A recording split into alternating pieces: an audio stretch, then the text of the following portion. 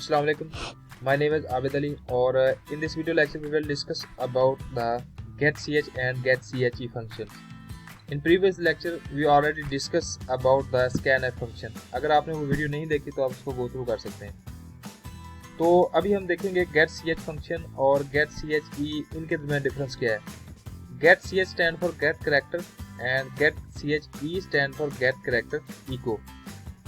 तो अभी just scanf के साथ इसी प्रोग्राम को करके देखते हैं। मैं ज़रा आपको थोड़ा सा इसका जो डिफरेंस है वो समझाना चाह रहा हूँ कि स्कैनअप फंक्शन क्या है, कैसे काम करता है, और getch और getche फंक्शन हम यूज़ क्यों करते हैं। बेसिकली जो स्कैनअप फंक्शन है ना, ये एक जनरल टाइप का फंक्शन है।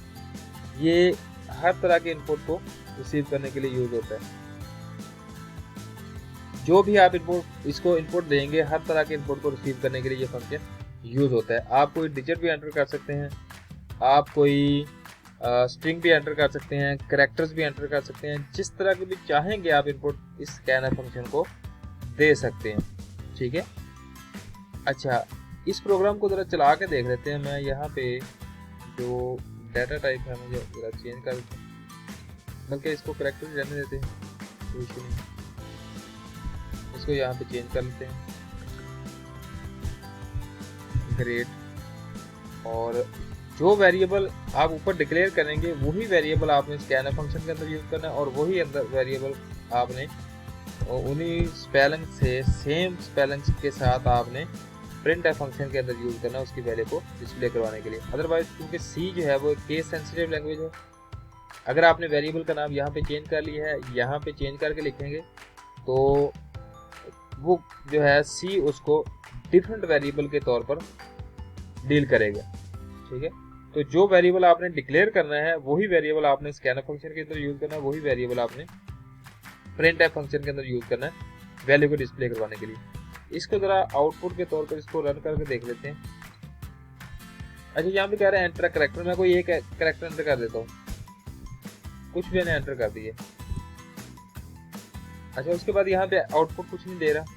उसकी वजह ये है कि यहाँ पे इसकी जो डाटा टाइप है वो इंटीजर कर देते हैं। दोबारा फिर इसको रन करते हैं।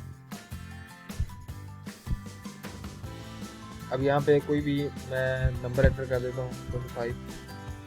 अब यहाँ पे 25 का वो जो है, और यहाँ पे जो फॉर्मेट स्पेसिफायर है यहाँ पर परसेंटेज डी करना पड़ेगा, क्योंकि उसने 25 का जो है उसने आस्की कोड डिस्प्ले करवा दिया था, आस्की कैरेक्टर सॉरी। तो इसको दोबारा से कंपाइल करेंगे, उसके बाद आप इसको रन करेंगे। यहाँ पे मैं कुछ भी एंटर कर देता हूँ, 45 एंटर कर दिया, 44, 54। अब यहाँ पे नंबर इज 54। अच्छा, यहाँ पे आपने एक चीज़ देखी होगी, यहाँ पे आपने एक चीज़ नोट की होगी, जैसे मैंने 54 एंटर किया ना, दोबारा से चला के देख लेते हैं। दोबारा रन करता हूँ।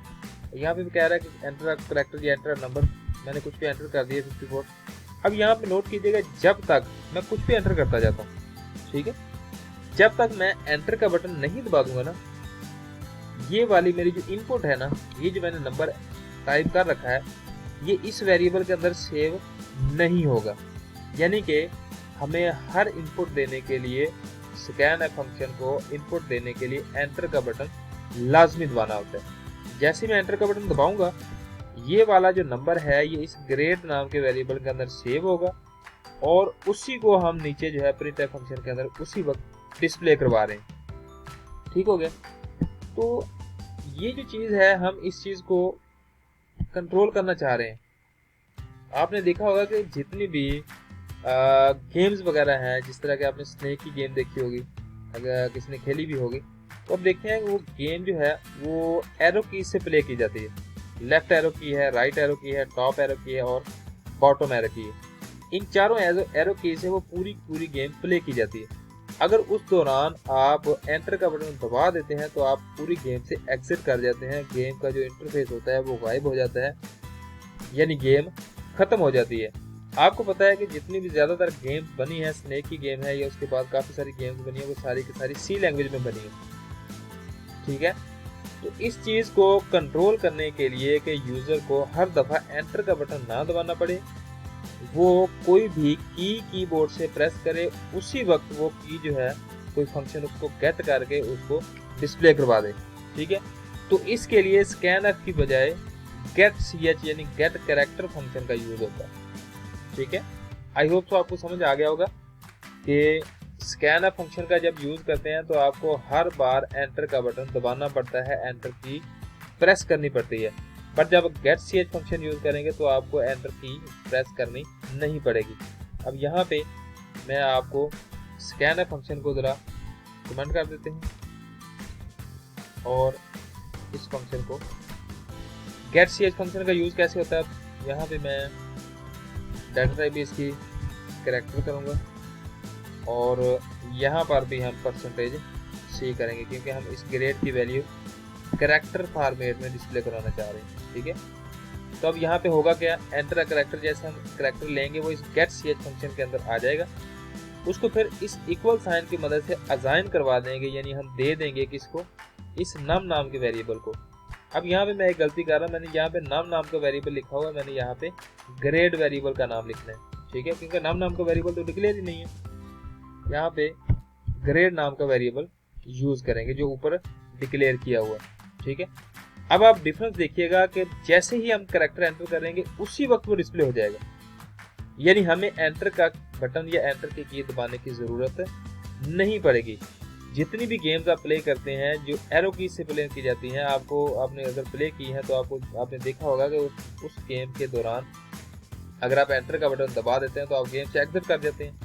ठीक है, तो उसकी प्रोग्रामिंग करने के लिए ये वाले फंक्शन जो है गेट ch या गेट ch का फंक्शन ये यूज किए जाते हैं।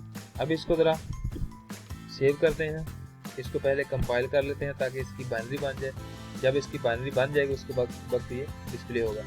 अच्छा, उसके बाद इसको रन करते हैं। अब आपने डिफरेंस इसका नोट करना है। अब यहाँ पे कह रहा है एंटर करेक्ट। अब यहाँ पे नोट कीजिएगा, जैसे ही मैं कोई कैरेक्टर एंटर करूँगा ना उसी दौरान वो अपनी जो आउटपुट है वो डिस्प्ले करवा देगा। मैं यहाँ पे कोई भी कैरेक्टर एंटर कर देता हूँ, फॉर एग्जाम्पल मैं एंटर कर देता हूँ, ये देखिए मैंने जैसे ए एंटर किया ना उसी वक्त उसने डिस्प्ले करवा दिया नंबर इज कैपिटल ए। ठीक है, यानी कि मुझे कीबोर्ड से कोई की एंटर की दबाने की जरूरत नहीं महसूस हुई। दूसरी चीज, गेट ch या गेट ch या गेट s तीनों फंक्शन को यूज करने के लिए आपको हेडर फाइल ऐड करनी पड़ती है जिसका नाम है conio.h, stand for console input output. अब ये हेडर फाइल क्या होती है, हेडर फाइल के अंदर इन फंक्शंस की पूरी डेफिनेशन लिखी हुई है। अब यहाँ पे आप एक चीज नोट कर रहे होंगे, हमने कहा था एंटर कैरेक्टर, जैसे ही कैरेक्टर एंटर किया वो इस गेट ch फंक्शन के अंदर आ गया। अब इसके अंदर जो कैरेक्टर आ गया है या जो वैल्यू आ चुकी है उसको इस इक्वल साइन की मदद से हम इस वेरिएबल को असाइन करवा रहे हैं। यहाँ पे इस वेरिएबल को हमने ऑलरेडी डिक्लेयर कर रखा था और नीचे उसी को हम क्या कर रहे हैं, डिस्प्ले करवा रहे हैं। ठीक है, एक और चीज, अगर आपने इसी वेरिएबल की आस्की वैल्यू डिस्प्ले करवानी है, अगर आस्की का आपको कंसेप्ट नहीं क्लियर तो आप वो भी वीडियो लेक्चर इसी सी लैंग्वेज का जो क्रैश कोर्स है उसी में उसका आस्की जो है कि ऊपर मैंने वीडियो बना रखी है उसको आप गो थ्रू कर सकते हैं कि आस्की वैल्यूज क्या होती हैं, उनको कैसे और कौन सा डिपार्टमेंट जो है वो डिक्लेयर करवाता है। अगर मैं यहाँ पे %d लिख देता हूँ ना तो आप देखिएगा जो भी हम कैरेक्टर एंटर करेंगे ना उसकी आस्की वैल्यू यानी उसका कोड प्रिंट हो जाएगा। इसको पहले कंपाइल कर लेते हैं, देन इसको रन करते हैं।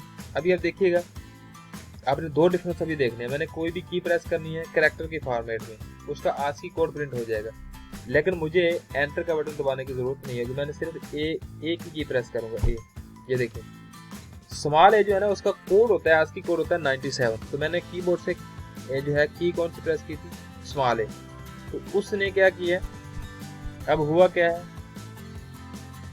यहाँ पे मैं आपको थोड़ा, अब यहाँ पे जरा देखें, मैंने कहा एंटर कैरेक्टर। ठीक है, जैसे कैरेक्टर एंटर किया गेट ch फंक्शन है उसको यूज गेट किया, ग्रेड के अंदर दे दिए।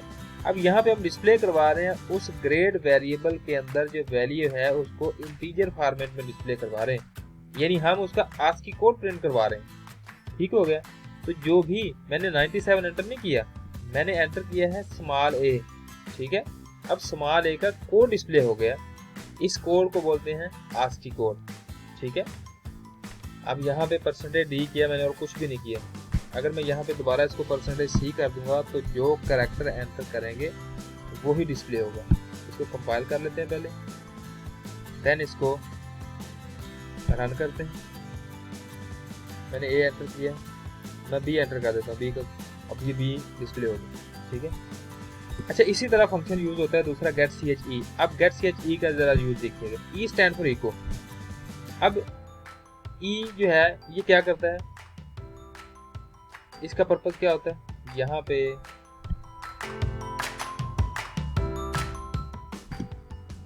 ये मैं एस्केप सीक्वेंस यूज कर रहा हूँ या \n यहाँ पे यूज कर रहा हूँ और \t यहाँ पे यूज कर रहा हूँ। मैं आपको एक चीज शो करवाना चाह रहा हूँ कि गेट चे और गेट ch के अंदर डिफरेंस क्या है। ये जो ई है ना, ई स्टैंड फॉर इको, ये क्या करता है, ये करता ये है कि जो भी करैक्टर आप एंटर करोगे ना वो करैक्टर भी डिस्प्ले करवाएगा और उसकी आज की वैल्यू भी डिस्प्ले करवाएगा। यहाँ पे मैं %d लिख देता हूँ। इसको जरा चला के देख लेते हैं, फिर आपको समझ आएगी। इसको कंपाइल किया, देन इसको रन कर लेते हैं। अब यहाँ क्या है, एंटर करैक्टर। मैं कोई भी कैरेक्टर एंटर करता हूँ, फॉर एग्जाम्पल मैं एंटर कर देता हूँ ए। अब यहाँ पे एक चीज नोट करें, जो मैंने एंटर किया ना ए, उसने ए भी डिस्प्ले कर दिया और उसके बाद कह दिया नंबर इज 65। मतलब क्या है इस चीज का, ये जो ई है ना, गेट कैरेक्टर इको, इको का मतलब होता है डिस्प्ले, यानी जो भी कैरेक्टर आप कीबोर्ड से एंटर करोगे वो कैरेक्टर भी डिस्प्ले हो जाएगा और उसकी आज की वैल्यू भी डिस्प्ले हो जाएगी। So this is the difference between get ch and गेट चे।